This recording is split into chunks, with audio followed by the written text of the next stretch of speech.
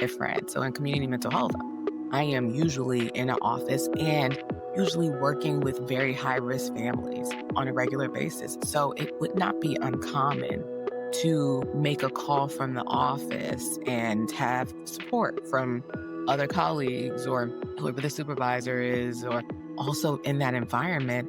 I feel like it is more commonly spoken about up front. Like, if you get to a certain point, if you get to a place, then we will make this call. And it feels like it's more acceptable.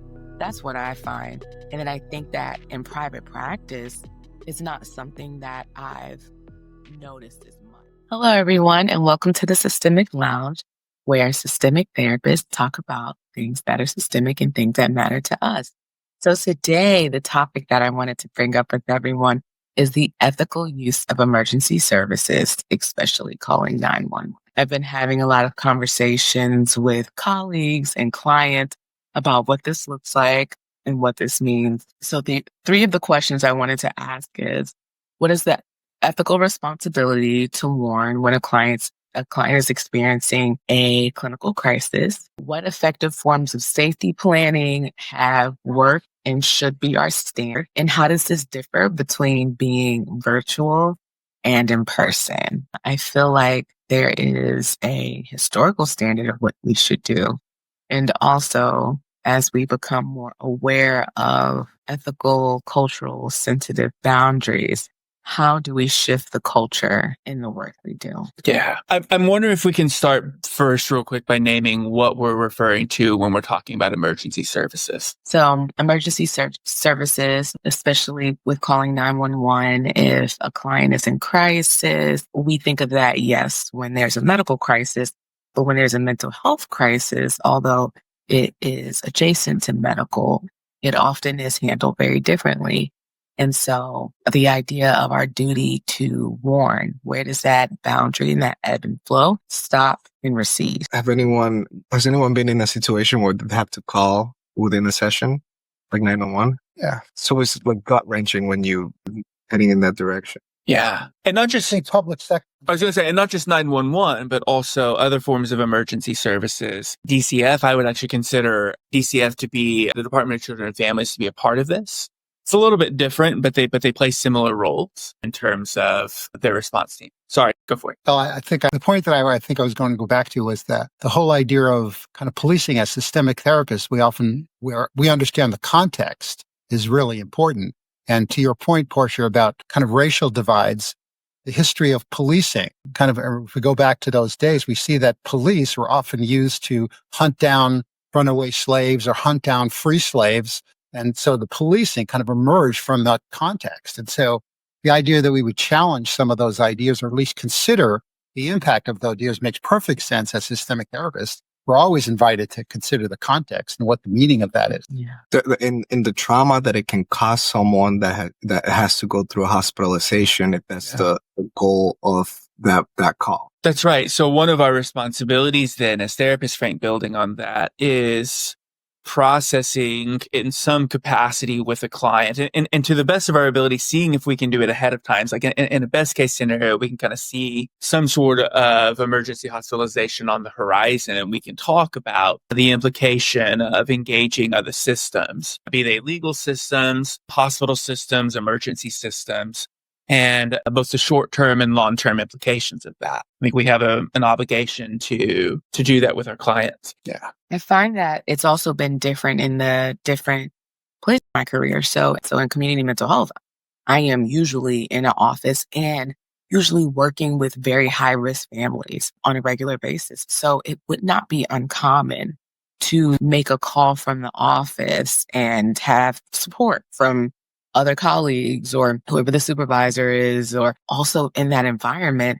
I feel like it is, if you get to a place, then we will make this call. And it feels like it's more acceptable. That's what I find. And then I think that in private practice, it's not something that I've noticed as much. There's a different approach to it. I don't know if there's a different level of acceptance, patience, or work through in those environments. Like, I really wonder what the difference is. Almost like a spectrum. At the beginning of my work I remember being at MSPCC, now Elliot, and being really nervous about knowing that this is something it was important to engage in with this client, and maybe not knowing how it will turn out for them, but knowing that I needed to engage in that process, and even in some ways, not allowing a safe space to have those conversations, truly like having those conversations with clients in a way that was reflective of their experience. In many ways, I was trying to hold myself together in the first place. And how can I be there for a client who was needing that layer of support, let alone think about the layers, the context in which that are sort of in some that are impacting this client in that moment. This intersectionality of culture, race, mental health discrimination, and a lack of understanding in how to approach the situations at sort of like at that level of support. I think that reminds me of that informed consent. When we're kind of doing that intake, we oftentimes can think of informed consent as something we're doing for the client, which is true, but we're also doing it, as you're suggesting, Frank, for ourselves. We're putting ourselves in that, saying, in order for me to effectively work with you, I need to know you're safe.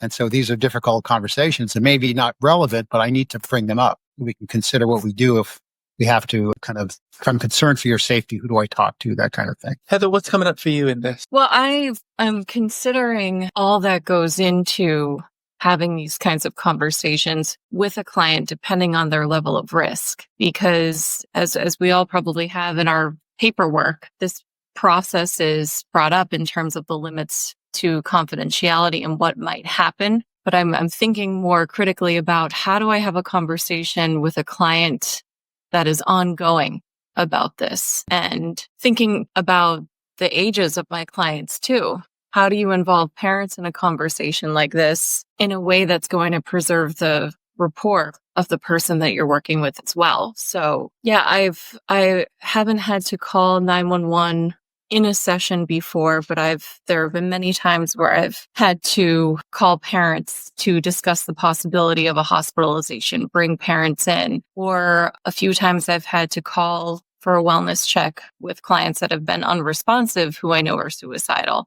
And surprised to say that that's gone smoothly, with the exception of one time. And where I've had some complications with working with police is if in my experience, if the person that is responding doesn't believe it's an emergency, I try to emphasize with clients that I don't want to ever call the police. How can we work together to make that happen, so it's not something that a situation has to come to? Is that part of your informed consent? Do you have that conversation up front? Yeah. And it can be an abbreviated conversation, and it's a longer conversation if someone is coming in who has that history. And I'm reconsidering having that conversation the same way with every single one of my clients. But it's a long conversation to have. And sometimes the client will be sitting across from you like, yeah, I get how this works, and we're not going to have to worry about that kind of thing. Right. And then it can come up. I like having those I think a big part of the intake is having those conversations and confidentiality and sort of in what scenarios would I have to breach that sort of consent, or use that sort of utilize that as a thing to support the client. But I think something intentional that I've been moving towards with clients now, as opposed to when I first started working, is actively having conversations. I think what I found is that clients that have challenges that would require a call for emergency services typically have a keen idea of their movement towards that. And some might not. But I think it's an important part of working with a person that is dealing with those things, to build awareness around it. And I think that can open a conversation about what that can look like. I often joke about having, I don't have a red button in a SWAT team is going to just drop down your ceiling and they're going to take you away. That's not how it works. And I attempt to kind of build rapport around that being something that can be a productive situation for them. And I've had a few cases where that has led to a hospitalization in which they're very much involved, as opposed to maybe things have happened in the past where they weren't involved in that decision and it's caused some traumatic situations on their behalf, which is something that I think is worth having if that's in a client's past. Yeah. Oh yeah, red button though. Sorry, go ahead. We were talking about the difference between public sector and private practice. Interestingly, as you were saying, Frank, in public sector, clients that are kind of dealing with perhaps more severe, have history and are dealing with more severe and persistent mental illness, they kind of know the system and know the services, and we can introduce them to emergency services. So if there's an emergency, they know this person is going to be reaching out to them. And so there's a holding environment. But in private practice, I think people might often get surprised at the level of kind of intensity, and then they're holding the bag alone unless they have formed relationships with those community services themselves. That's right, because in the utilization of emergency services in both in public health sectors and in private health sectors can also impact the ongoing relationship between the therapist and the client. And I think one of the important things to be able to talk about with folks is not just what happens kind of leading up to the utilization of emergency services, but also talking about with clients about, okay, how is my reaching out to, and MFTs can't section in Massachusetts, but let's say that I could. How is my reaching out to a police department? How is that going to accentuate potentially the class, the relational differences between you and I? And what can we do to create understanding to kind of bridge that gap? And how does that affect moving forward what the client chooses to disclose? That's correct. Clients who have that history of frequent hospitalization and they know the language, they know the steps, may become very discerning about what they share, knowing what could happen. Right. So that's a conversation that I still feel like I navigate in a clunky way with some clients, because what I don't want to happen is if they say, well, I self-harmed this amount of times on this day, this week, and I didn't tell my parents, oh, I'm going to have to go to the hospital. I think important to have a conversation with a client about, if you tell me something that falls within somewhere on this spectrum, it doesn't always mean that off to the hospital you go. We're going to have a conversation about it. We're going to come up with a plan. There's no red button. Right. In the early years of my training, I remember somebody was sharing with certain clients, they were saying that we have to have a higher threshold for what constitutes an emergency. Yeah. And so if we're calling everything every time they're saying something that's scary for us, That's right. then that's a different story. And it sort of begins to moot the whole benefit of it. But you have to go in there first to make the person, the client, feel comfortable in having those conversations. Yeah. If you are freaking out, a clinician that just started the work, they're going to feel that. Right. Go ahead, Portia. No, you can go ahead. That was what I was thinking about in relation to when we work with community mental health versus, being in private practice, because I feel like there is a stigma and I feel like the inclination to have those emergency services involved is higher because of the complexity and because of what is going on so often. Like when I supervise my staff, which is in community mental health, it's a higher expectation. It is, we're going to regularly talk about when you're in crisis, what are we going to do? Especially when you're a not community mental health that technically is 24/7 and you work with children and you have all of these, you have a child running away, but you know that it's related to mental health. But because they're minor, you have to do something so we can find them. The parent doesn't know where they're at. Or just so many pieces. But in private practice work, I feel like there's more expansion, more access to other things, taking time off of work, or having the ability to have a larger support system, or if you are at a company that automatically gives you mental health days, there is such a difference. Sure. About this idea of also attending, like adding these supports as being a very black and white thing, right? So I think that you're kind of saying that, like, we can't take this like black and white, like if it's in this area, then we have to call, right? I just kind of remember some of the days in my times in community mental health where it just felt like that. It felt like there was no room to actually like, well, can we explore this? Can we have a conversation about this? No, it had to be very black and white because, the program the program's reputation is on the line, or like the program's licenses would be on things like that, where it didn't take so much even into account, like, hey, is this a situation that can be talked through? It was more just like we have to deal with harm if it's any talk of this.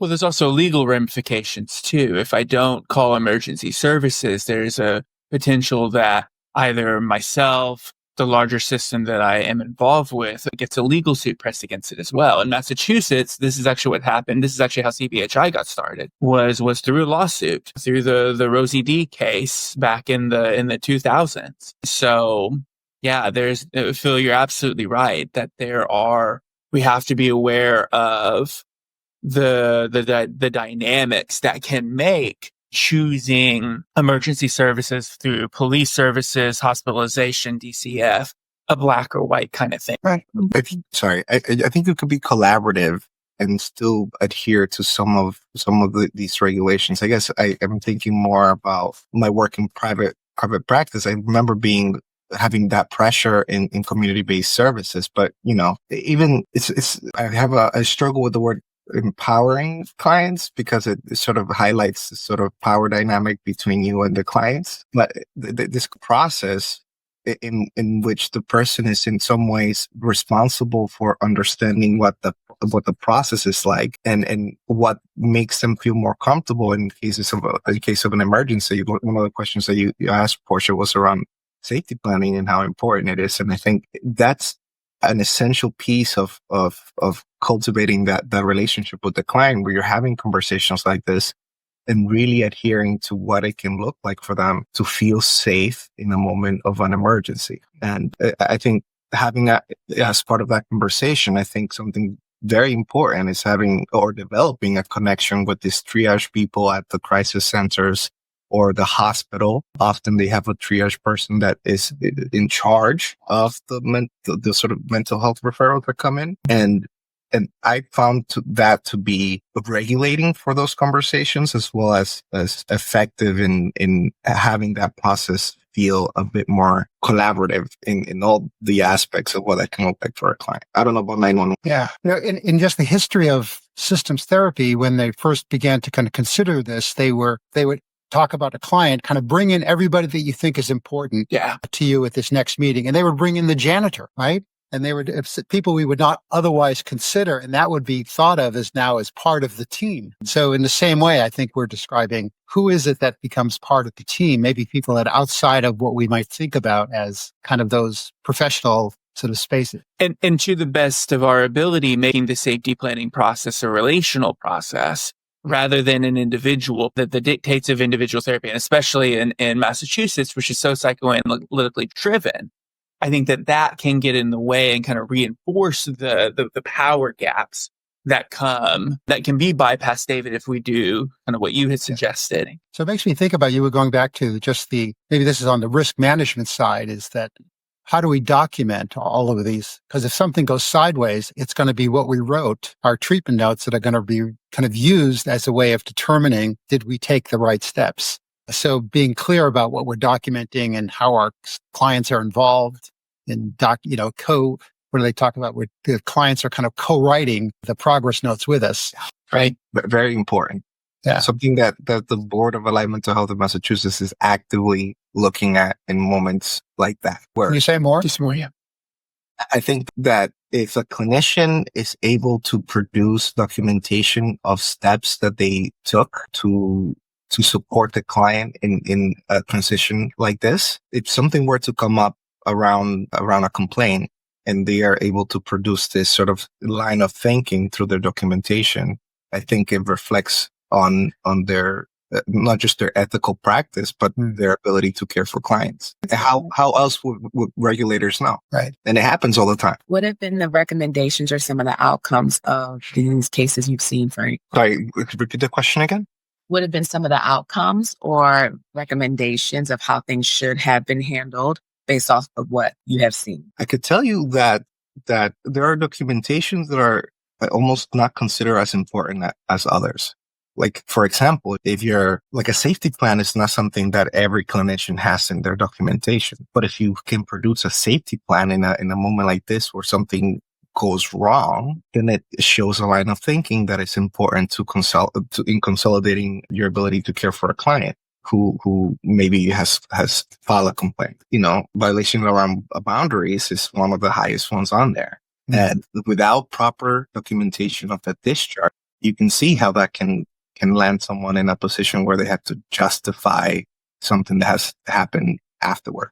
Sorry, Frank, you said something about boundaries. What was that? Well, like boundaries is one of the sanctions that come across that we come across all the time. And, without proper discharge, if something was to be a complaint after the service is completed, then there's always a question around how did that therapeutic relationship end. And often the discharge paperwork sort of tells a story about how things have developed in terms of boundaries. Like abandonment issues, if they just kind of went away, just didn't return calls and didn't come back for the next session. Did we reach out? Do we document?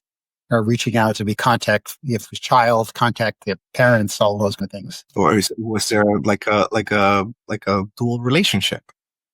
And was there a pursuit of a different relationship after their therapeutic services were concluded? Anyway, so I think that it tells a story about your ability to care for clients. And if you pay attention to that, I think it makes a difference in protecting yourself. So this is challenging enough in face-to-face, but what about that question about telehealth? Say more about that, David. What's coming up for you? Well, I'm thinking that in a private practice, we would probably be advising clinicians to say, be clear about who you're taking into your practice. Can you manage the kind of cases that you're seeing? So we self-select, where we're screening, we think we're screening out, but it's a challenge. How do you do that in teletherapy? And make all those determinations that you were talking about, Heather, or that you were raising, Portia, in just the 911. What are the cues that we're using, we're responding to? We don't see the same things. Yeah. Like you say in your voicemail, what do you put in your email signature? Do you say call 911? Do you specify call 911 for medical emergencies? Call this for a mental health crisis? Call this? Like, what is the standard practice? Especially in private practice when you're solo.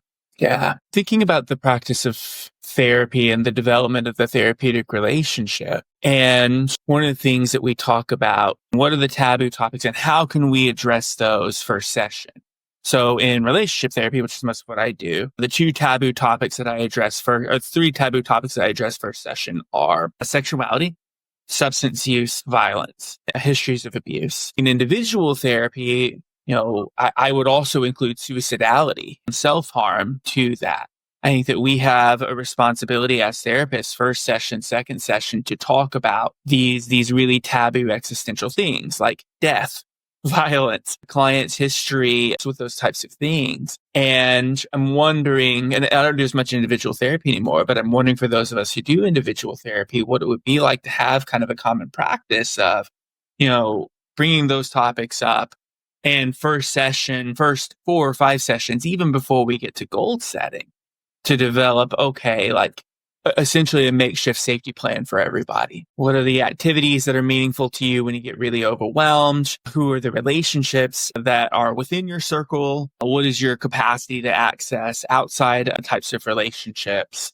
And to be able to create those guidelines from the get-go. I'm wondering how that might impact both the ethical processes and the dilemmas, Frank, that you're bringing up, that you deal with kind of in the outlet board, and then also some of the relational, especially some of the power differential stuff that we talked about in the first 10 to 15 minutes of the conversation. Curious about that. Thinking about the therapeutic process is, I think, the key.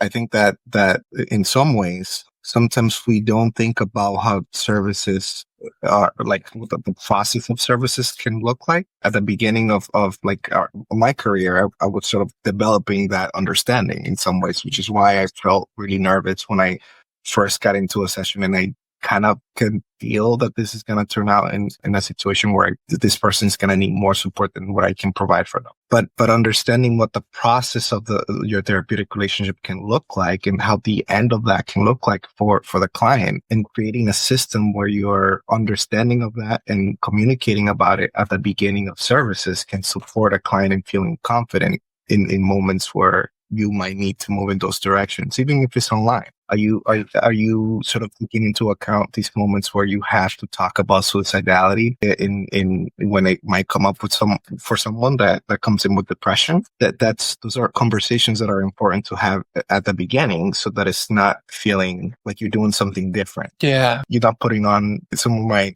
teenage clients call me robot Frank when I have to do safety planning. It's not like you're putting something on that someone doesn't expect, because you're thinking about the process of the therapy that you're providing for this client. Right. And so that those conversations happen at the beginning of the service. Right. And conversations about safety planning that become less reactive and don't mirror the emotional reactivity that's going on when a client is in a space where they might need to pursue emergency services. Yeah. And I'm sorry. I think the way that I try to navigate that is setting a precedent for collaboration at the very beginning. So even if it's scenario based, if someone has not been hospitalized before, I'll maybe walk through and this is what it could look like. If you were to tell me something like this, we would have a conversation about whether or not you plan to tell the person on your emergency contact paperwork, whoever that person is, or if it's a younger client, would you want to tell your parents first? Would you prefer that I tell your parents? And I try to kind of establish a way that they can think about their agency at the beginning, because if they can feel like, okay, if I disclose this to my therapist, they're giving me the choice to tell my parents. And then, of course, I let them know that I will have a conversation with their parents about it, of course. So it's not like, oh, yeah, I told my mom that I self-harmed and then that's it. But giving them the option to let that person, whoever that contact is for them, know that it happened. And then from there, if it means that they need a higher level of care, thinking about, are you going to take yourself to the ER? Do you need to be transported? Who would that person be to drive you? Can you keep yourself safe in the car? Is there an that you've been to before that you've had a negative experience? Let's not go to that one. Just seeing where in the process you can help them think about choice and their own safety and preference, establishing an open dynamic rather than giving the impression that the therapist holds all the power in that kind of circumstance. No, just the theme that stands out. I'm sorry, go ahead. Yeah. Well, just the theme that stands out between what Frank is saying and what Heather was saying was the whole idea of the model of that we're using, the theoretical lens that we're coming from. Psychology is so deficit-based, but as you were suggesting, Heather, talking about choice that they have is actually part of the resource that they can come back to, that even in the midst of this crisis, they had a choice. And we can look back and how that they, that the strengths often emerge from difficult times. And so how did you get through that? Tell me about that story so we can really mine for those really kind of positive resources that are embedded in these really realized difficult. So David, I agree with both you and Heather in this, because I have two sides to this, right? Part of the work is all right, you get into a really hard situation and it looks like let's say there's a word for it, but can't find it. But maybe let's say destructive, for lack of better terms. I don't like that word. Behaviors are kind of your end here. And it's all right, well, hey, there's a lot other things we could try to do to, save our places and work and using that collaborative type of method to be able to get there. I remember working for community mental health and I have to file 51As. I hated to do this, but I always, when I went out with the parent on three-way, and before that, I had a conversation with them hey, this is what's going to go down. You're going to have to put in 51A. This is the process, and explaining them the process and inviting them hey, I want to be able to do this with you, because for me, I felt like it was, hey, we are doing this together. It's the collaborative aspect of it, and so that was often the side A. Is it's part of the work. It's building skills, it's building knowledge, and it's maintaining my relationship with the client. The other side is a very honest side, which is I'm not trying to get in trouble, right? If it really came down to, right, like you were saying, and Frankie was saying, is that can I show that I did everything that I was supposed to do, that I could do to support this family? So I kind of, or this individual, even Jeremiah, you were asking about the individual aspect of it. I'm not, if somebody comes in and they're they've in their intake, they said they've been depressed for so long that they, whatever, just it looks sketchy. And I don't talk about suicidality, regardless of whether or not they say anything, then I look bad because I didn't ask the question.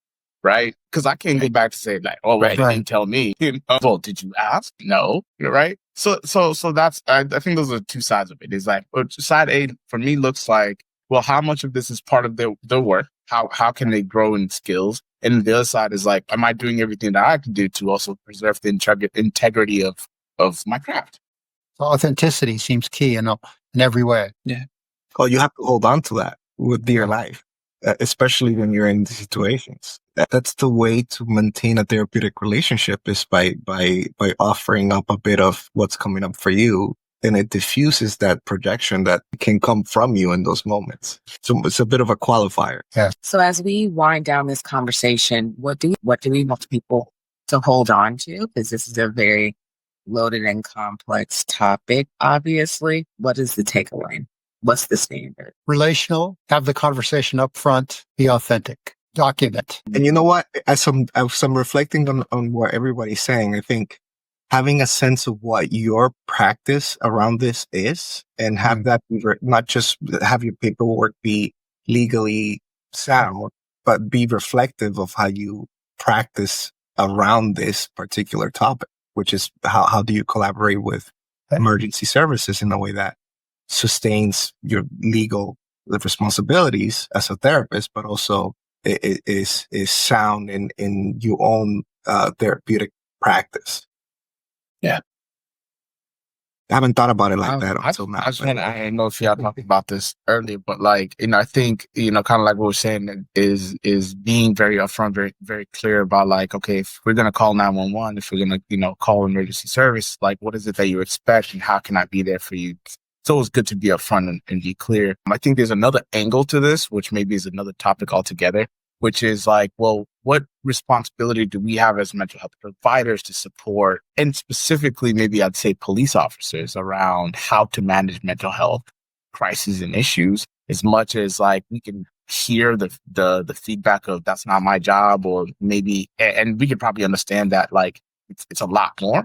Okay. But a solution is necessary because this is a role of your job, and whether or not you're going to address somebody who already has a therapist or not, I think we need to come back around the table and talk about like, how do we address and support not only their need to maybe learn more, but also our need to be able to cover them, vice versa as well. I'm going back, David, to what you're saying about relational, and specifically to the best of our ability, making the safety planning process, making that as relational as possible, both in terms of like what early family therapists did in the 70s and 80s, like include as many people as we can in the intake and choosing family therapy whenever possible. And also keeping in mind the relationships that the folks that we work with have with other important people in their lives and doing that early. Good list. I think I'm going to take notes from this one when the video comes out.